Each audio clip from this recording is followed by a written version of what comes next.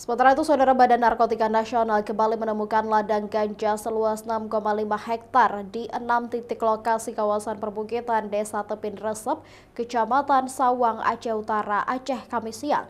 Sekitar 69 ton batang tanaman ganja basah langsung dimusnahkan di lokasi dengan cara dicabut dan dibakar. Untuk sampai di lokasi ladang ganja, petugas gabungan Badan Narkotika Nasional bersama TNI dan Polri serta unsur terkait lainnya harus menempuh jarak sekitar 2 km dari pemukiman warga dengan cara berjalan kaki. Medan yang terjal dan berbukit membuat petugas kesulitan untuk menuju lokasi. Ladang ganja dengan luas total 6,5 hektar ini ditemukan di 6 titik lokasi kawasan perbukitan Desa Tepin Resep, Kecamatan Sawang, Aceh Utara. Setidaknya ada sekitar 97.000 tanaman ganja dengan berat basah 69 ton ditemukan di lokasi ini. Usia tanaman ganja di setiap lokasi bervariasi, mulai dari 1,5 sampai 2 bulan, bahkan ada juga tanaman ganja siap panen.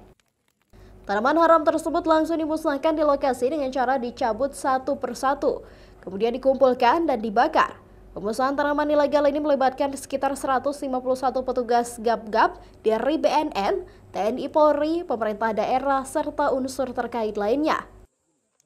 Dari 6 titik yang kita temukan, memang untuk titik 1 itu usia kurang lebih 1,5 bulan sampai 2 bulan. Karena baru saja dia dilakukan penanaman. Ya, penanaman, tetapi untuk titik 2, titik 3 itu sudah agak besar. Karena mereka akan memanen, khususnya yang ada di titik 4 ini sudah mulai bisa dipanen dan siap panen. Nah, setelah nanti mereka memanen dan dia akan terus menanam dengan bibit-bibit yang baru. Dan ini akan berkesinambungan dan tidak akan putus. Makanya mereka menanam secara terpisah-terpisah, tetapi jaraknya pun tidak terlalu jauh, agar memudahkan mereka melakukan perawatan terhadap tanaman-tanaman ganja yang mereka tanam sendiri.